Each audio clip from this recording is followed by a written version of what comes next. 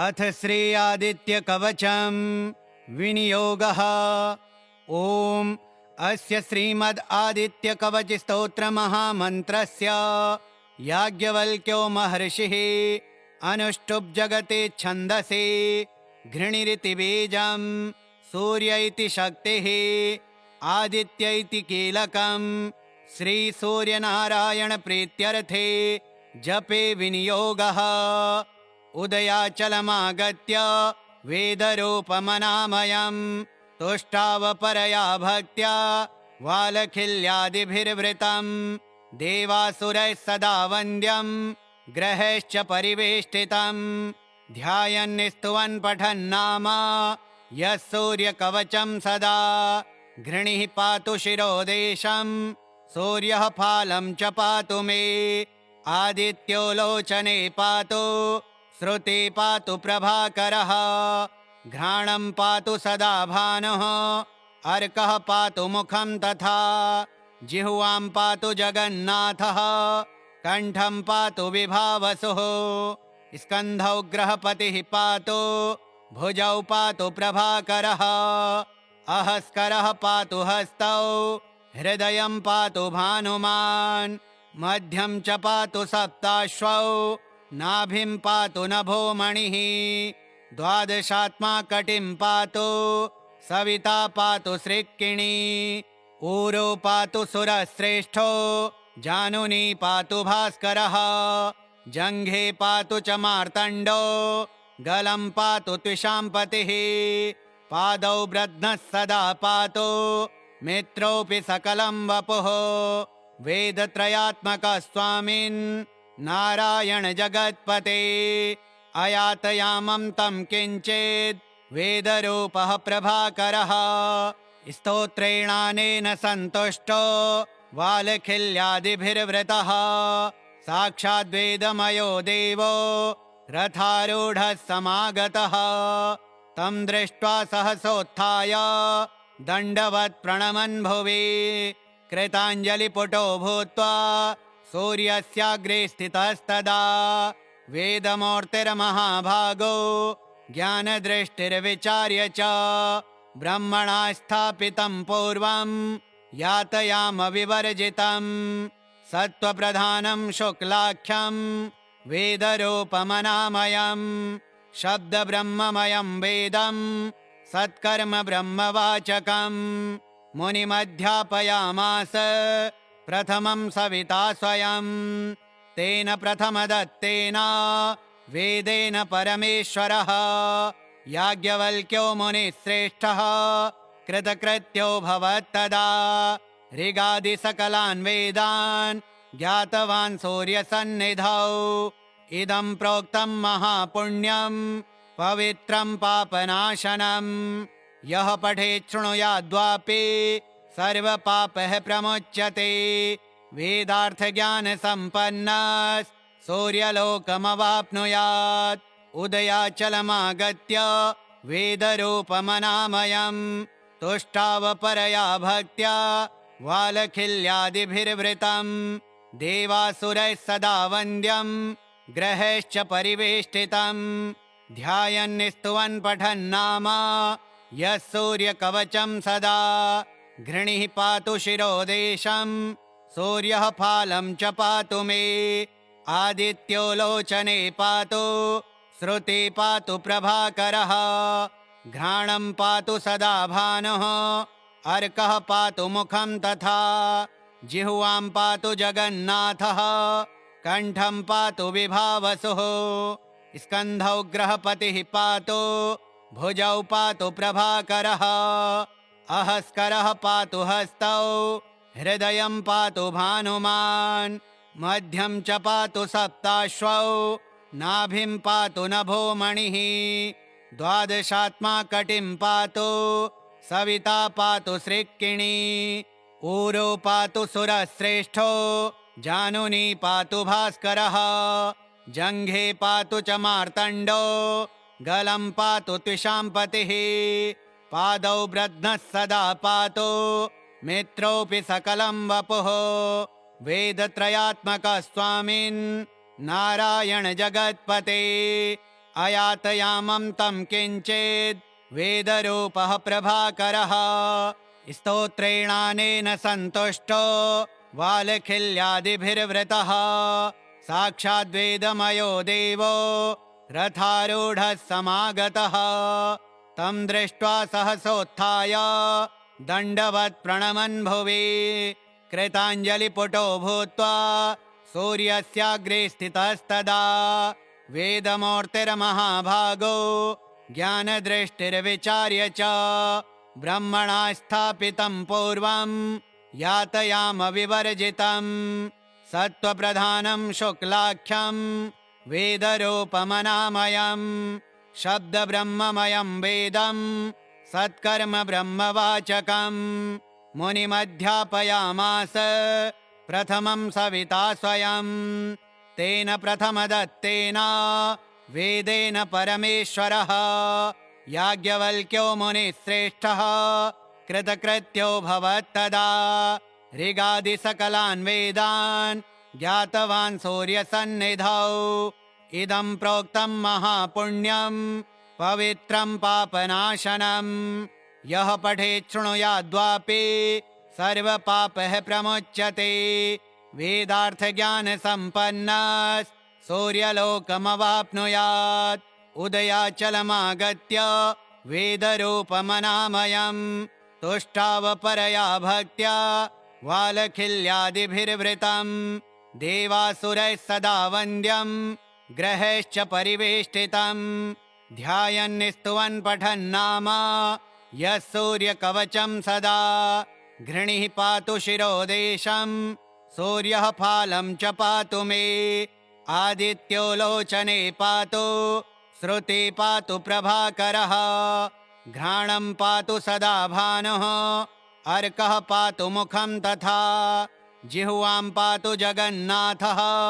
कण्ठं पातु विभावसुः स्कन्धौ ग्रहपतिः पातु भुजौ पातु प्रभाकरः अहस्करः पातु हस्तौ हृदयं पातु भानुमान् मध्यं च पातु सप्ताश्वौ नाभिं पातु नभोमणिः द्वादशात्मा कटिं पातु सविता पातु सृक्किणी ऊरो पातु सुरश्रेष्ठो जानुनी पातु भास्करः जङ्घे पातु च मार्तण्डो गलं पातु त्विषाम्पतिः पादौ ब्रध्नः सदा पातु मित्रोऽपि सकलं वपुः वेदत्रयात्मकः स्वामिन् नारायण जगत्पते अयातयामं तं किञ्चिद् वेदरूपः प्रभाकरः स्तोत्रेणानेन सन्तुष्टो वालखिल्यादिभिर्वृतः साक्षाद्वेदमयो देवो रथारूढः समागतः तं दृष्ट्वा सहसोत्थाय दण्डवत् प्रणमन् भुवि कृताञ्जलिपुटो भूत्वा सूर्यस्याग्रे स्थितस्तदा वेदमूर्तिर्महाभागो ज्ञानदृष्टिर्विचार्य च ब्रह्मणा स्थापितं पूर्वं यातयामविवर्जितं सत्त्वप्रधानं शुक्लाख्यं वेदरूपमनामयं शब्दब्रह्ममयं वेदं सत्कर्म ब्रह्मवाचकं मुनिमध्यापयामास प्रथमं सविता स्वयं तेन प्रथमदत्तेन वेदेन परमेश्वरः याज्ञवल्क्यो मुनिश्रेष्ठः कृतकृत्यो भवत्तदा ऋगादिसकलान् वेदान् ज्ञातवान् सूर्यसन्निधौ इदं प्रोक्तं महापुण्यं पवित्रं पापनाशनं यः पठेत् शृणुयाद्वापि सर्वपापः प्रमुच्यते वेदार्थज्ञानसम्पन्नः सूर्यलोकमवाप्नुयात् उदयाचलमागत्य वेदरूपमनामयं तुष्टावपरया भक्त्या वालखिल्यादिभिर्वृतं देवासुरैः सदा वन्द्यं ग्रहैश्च परिवेष्टितं ध्यायन्निस्तुवन् पठन्नाम यः सूर्यकवचं सदा घृणिः पातु शिरोदेशं सूर्यः फालं च पातु मे आदित्यो लोचने पातु श्रुति पातु प्रभाकरः घ्राणं पातु सदा भानुः अर्कः पातु मुखं तथा जिह्वां पातु जगन्नाथः कंठं पातु विभावसुः स्कन्धौ ग्रहपतिः पातु भुजौ पातु प्रभाकरः अहस्करः पातु हस्तौ हृदयं पातु भानुमान् मध्यं च पातु सप्ताश्वौ नाभिं पातु नभोमणिः द्वादशात्मा कटिं पातु सविता पातु सृक्किणी ऊरो पातु सुरश्रेष्ठो जानुनी पातु भास्करः जङ्घे पातु च मार्तण्डो गलं पातु त्विषाम्पतिः पादौ ब्रध्नः सदा पातु मित्रोऽपि सकलं वपुः वेदत्रयात्मकः स्वामिन् नारायण जगत्पते अयातयामं तं किञ्चित् वेदरूपः प्रभाकरः स्तोत्रेणानेन सन्तुष्टो वालखिल्यादिभिर्वृतः साक्षाद्वेदमयो देवो रथारूढः समागतः तं दृष्ट्वा सहसोत्थाय दण्डवत् प्रणमन् भुवि कृताञ्जलिपुटो भूत्वा सूर्यस्याग्रे स्थितस्तदा वेदमूर्तिर्महाभागो ज्ञानदृष्टिर्विचार्य च ब्रह्मणा स्थापितं पूर्वं यातयाम विवर्जितं सत्त्वप्रधानं शुक्लाख्यं वेदरूपमनामयं शब्दब्रह्ममयं वेदं सत्कर्म ब्रह्मवाचकं मुनिमध्यापयामास प्रथमं सविता स्वयं तेन प्रथमदत्तेन वेदेन परमेश्वरः याज्ञवल्क्यो मुनिश्रेष्ठः कृतकृत्यो भवत्तदा ऋगादिसकलान् वेदान् ज्ञातवान् सूर्यसन्निधौ इदं प्रोक्तं महापुण्यं पवित्रं पापनाशनं यः पठेत् शृणुयाद्वापि सर्वपापः प्रमुच्यते वेदार्थज्ञानसम्पन्नः सूर्यलोकमवाप्नुयात् उदयाचलमागत्य वेदरूपमनामयं तुष्टावपरया भक्त्या वालखिल्यादिभिर्वृतं देवासुरैः सदा वन्द्यं ग्रहैश्च परिवेष्टितं ध्यायन्निस्तुवन् पठन्नाम यः सूर्यकवचं सदा घृणिः पातु शिरोदेशं सूर्यः फालं च पातु मे आदित्यो लोचने पातु श्रुति पातु प्रभाकरः घ्राणं पातु सदा भानुः अर्कः पातु मुखं तथा जिह्वां पातु जगन्नाथः कंठं पातु विभावसुः स्कन्धौ ग्रहपतिः पातु भुजौ पातु प्रभाकरः अहस्करः पातु हस्तौ हृदयं पातु भानुमान् मध्यं च पातु सप्ताश्वौ नाभिं पातु नभोमणिः द्वादशात्मा कटिं पातु सविता पातु सृक्किणी ऊरो पातु सुरश्रेष्ठो जानुनी पातु भास्करः जङ्घे पातु च मार्तण्डो गलं पातु त्विषाम्पतिः पादौ ब्रध्नः सदा पातु मित्रोऽपि सकलं वपुः वेदत्रयात्मकः स्वामिन् नारायण जगत्पते अयातयामं तं किञ्चित् वेदरूपः प्रभाकरः स्तोत्रेणानेन सन्तुष्टो वालखिल्यादिभिर्वृतः साक्षाद्वेदमयो देवो रथारूढः समागतः तं दृष्ट्वा सहसोत्थाय दण्डवत् प्रणमन् भुवि कृताञ्जलिपुटो भूत्वा सूर्यस्याग्रे स्थितस्तदा वेदमूर्तिर्महाभागो ज्ञानदृष्टिर्विचार्य च ब्रह्मणा स्थापितं पूर्वं यातयाम विवर्जितं सत्त्वप्रधानं शुक्लाख्यं वेदरूपमनामयं शब्दब्रह्ममयं वेदं सत्कर्म ब्रह्मवाचकं मुनिमध्यापयामास प्रथमं सविता स्वयं तेन प्रथमदत्तेन वेदेन परमेश्वरः याज्ञवल्क्यो मुनिश्रेष्ठः कृतकृत्यो भवत्तदा ऋगादिसकलान् वेदान् ज्ञातवान् सूर्यसन्निधौ इदं प्रोक्तं महापुण्यं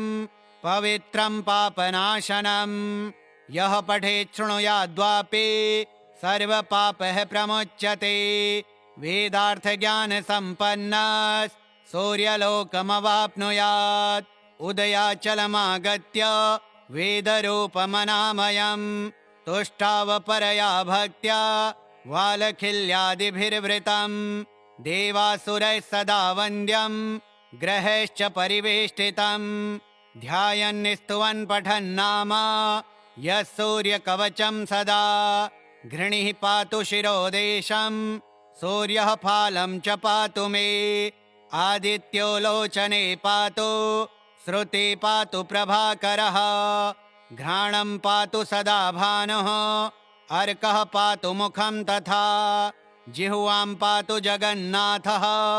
कण्ठं पातु विभावसुः स्कन्धौ ग्रहपतिः पातु भुजौ पातु प्रभाकरः अहस्करः पातु हस्तौ हृदयं पातु भानुमान् मध्यं च पातु सप्ताश्वौ नाभिं पातु नभोमणिः द्वादशात्मा कटिं पातु सविता पातु सृक्किणी ऊरो पातु सुरश्रेष्ठो जानुनी पातु भास्करः जङ्घे पातु च मार्तण्डो गलं पातु त्विषाम्पतिः पादौ ब्रध्नः सदा पातु मित्रोऽपि सकलं वपुः वेदत्रयात्मकः स्वामिन् नारायण जगत्पते अयातयामं तं किञ्चित् वेदरूपः प्रभाकरः स्तोत्रेणानेन सन्तुष्टो वालखिल्यादिभिर्वृतः साक्षाद्वेदमयो देवो रथारूढः समागतः तं दृष्ट्वा सहसोत्थाय दण्डवत् प्रणमन् भुवि कृताञ्जलिपुटो भूत्वा सूर्यस्याग्रे स्थितस्तदा वेदमूर्तिर्महाभागो ज्ञानदृष्टिर्विचार्य च ब्रह्मणा स्थापितं पूर्वं यातयाम विवर्जितं सत्त्वप्रधानं शुक्लाख्यं वेदरूपमनामयं शब्दब्रह्ममयं वेदं सत्कर्म ब्रह्मवाचकं मुनिमध्यापयामास प्रथमं सविता स्वयं तेन प्रथमदत्तेन वेदेन परमेश्वरः याज्ञवल्क्यो मुनिश्रेष्ठः कृतकृत्यो भवत्तदा ऋगादिसकलान् वेदान् ज्ञातवान् सूर्यसन्निधौ इदं प्रोक्तं महापुण्यं पवित्रं पापनाशनं यः पठेत् शृणुयाद्वापि सर्वपापः प्रमुच्यते वेदार्थज्ञानसम्पन्नः सूर्यलोकमवाप्नुयात् उदयाचलमागत्य वेदरूपमनामयम् तुष्टावपरया भक्त्या वालखिल्यादिभिर्वृतम् देवासुरैः सदा वन्द्यम् ग्रहैश्च परिवेष्टितम् ध्यायन्निस्तुवन् पठन्नाम यः सूर्यकवचं सदा घृणिः पातु शिरोदेशम् सूर्यः फालं च पातु मे आदित्यो लोचने पातु श्रुति पातु प्रभाकरः घ्राणं पातु सदा भानुः अर्कः पातु मुखं तथा जिह्वां पातु जगन्नाथः कण्ठं पातु विभावसुः स्कन्धौ ग्रहपतिः पातु भुजौ पातु प्रभाकरः अहस्करः पातु हस्तौ हृदयं पातु भानुमान् मध्यं च पातु सप्ताश्वौ नाभिं पातु नभोमणिः द्वादशात्मा कटिं पातु सविता पातु सृक्किणी ऊरो पातु सुरश्रेष्ठो जानुनी पातु भास्करः जङ्घे पातु च मार्तण्डो गलं पातु त्विषाम्पतिः पादौ ब्रध्नः सदा पातु मित्रोऽपि सकलं वपुः वेदत्रयात्मकः स्वामिन् नारायण जगत्पते अयातयामं तं किञ्चित् वेदरूपः प्रभाकरः स्तोत्रेणानेन सन्तुष्टो वालखिल्यादिभिर्वृतः साक्षाद्वेदमयो देवो रथारूढः समागतः तं दृष्ट्वा सहसोत्थाय दण्डवत् प्रणमन् भुवि कृताञ्जलिपुटो भूत्वा सूर्यस्याग्रे स्थितस्तदा वेदमूर्तिर्महाभागो ज्ञानदृष्टिर्विचार्य च ब्रह्मणा स्थापितं पूर्वं यातयामविवर्जितं सत्त्वप्रधानं शुक्लाख्यं वेदरूपमनामयं शब्दब्रह्ममयं वेदं सत्कर्म ब्रह्मवाचकं मुनिमध्यापयामास प्रथमं सविता स्वयं तेन प्रथमदत्तेन वेदेन परमेश्वरः याज्ञवल्क्यो मुनिश्रेष्ठः कृतकृत्यो भवत्तदा ऋगादिसकलान् वेदान् ज्ञातवान् सूर्यसन्निधौ इदं प्रोक्तं महापुण्यं पवित्रं पापनाशनं यः पठेत् शृणुयाद्वापि सर्वपापः प्रमुच्यते वेदार्थज्ञानसम्पन्नः सूर्यलोकमवाप्नुयात् उदयाचलमागत्य वेदरूपमनामयं तुष्टावपरया भक्त्या वालखिल्यादिभिर्वृतं देवासुरैः सदा वन्द्यं ग्रहैश्च परिवेष्टितं ध्यायन्निस्तुवन् पठन्नाम यः सूर्यकवचं सदा घृणिः पातु शिरोदेशं सूर्यः फालं च पातु मे आदित्यो लोचने पातु श्रुति पातु प्रभाकरः घ्राणं पातु सदा भानुः अर्कः पातु मुखं तथा जिह्वां पातु जगन्नाथः कण्ठं पातु विभावसुः स्कन्धौ ग्रहपतिः पातु भुजौ पातु प्रभाकरः अहस्करः पातु हस्तौ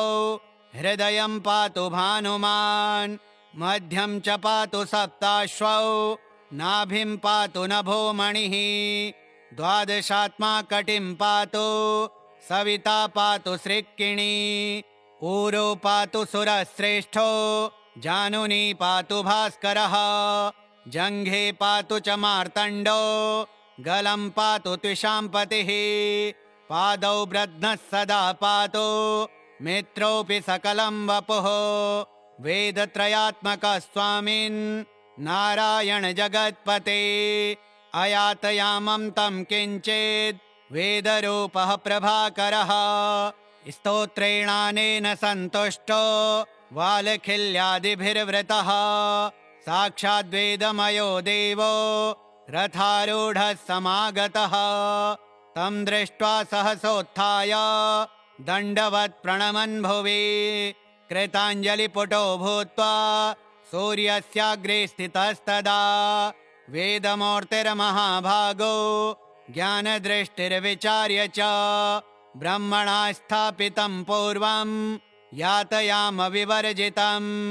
सत्त्वप्रधानं शुक्लाख्यं वेदरूपमनामयं शब्दब्रह्ममयं वेदं सत्कर्म ब्रह्मवाचकं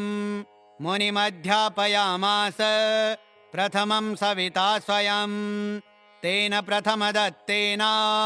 वेदेन परमेश्वरः याज्ञवल्क्यो मुनिश्रेष्ठः कृतकृत्यो भवत्तदा ऋगादिसकलान् वेदान् ज्ञातवान् सूर्यसन्निधौ इदं प्रोक्तं महापुण्यं पवित्रं पापनाशनं यः पठेत् शृणुयाद्वापि सर्वपापः प्रमुच्यते वेदार्थज्ञानसम्पन्नः सूर्यलोकमवाप्नुयात् उदयाचलमागत्य वेदरूपमनामयं तुष्टावपरया भक्त्या वालखिल्यादिभिर्वृतं देवासुरैः सदा वन्द्यं ग्रहैश्च परिवेष्टितं ध्यायन्निस्तुवन् पठन्नाम यः सूर्यकवचं सदा घृणिः पातु शिरोदेशं सूर्यः फालं च पातु मे आदित्यो लोचने पातु श्रुति पातु प्रभाकरः घ्राणं पातु सदा भानुः अर्कः पातु मुखं तथा जिह्वां पातु जगन्नाथः कण्ठं पातु विभावसुः स्कन्धौ ग्रहपतिः पातु भुजौ पातु प्रभाकरः अहस्करः पातु हस्तौ हृदयं पातु भानुमान् मध्यं च पातु सप्ताश्वौ नाभिं पातु नभोमणिः द्वादशात्मा कटिं पातु सविता पातु सृक्किणी ऊरो पातु सुरश्रेष्ठो जानुनी पातु भास्करः जङ्घे पातु च मार्तण्डो गलं पातु त्विषाम्पतिः पादौ ब्रध्नः सदा पातु मित्रोऽपि सकलं वपुः वेदत्रयात्मकः स्वामिन् नारायण जगत्पते अयातयामं तं किञ्चित् वेदरूपः प्रभाकरः स्तोत्रेणानेन सन्तुष्टो वालखिल्यादिभिर्वृतः साक्षाद्वेदमयो देवो रथारूढः समागतः तं दृष्ट्वा सहसोत्थाय दण्डवत् प्रणमन् भुवि कृताञ्जलिपुटो भूत्वा सूर्यस्याग्रे स्थितस्तदा वेदमूर्तिर्महाभागो ज्ञानदृष्टिर्विचार्य च ब्रह्मणा स्थापितं पूर्वं यातयाम विवर्जितं सत्त्वप्रधानं शुक्लाख्यं वेदरूपमनामयं शब्दब्रह्ममयं वेदं सत्कर्म ब्रह्मवाचकं मुनिमध्यापयामास प्रथमं सविता स्वयं तेन प्रथमदत्तेन वेदेन परमेश्वरः याज्ञवल्क्यो मुनिश्रेष्ठः कृतकृत्यो भवत्तदा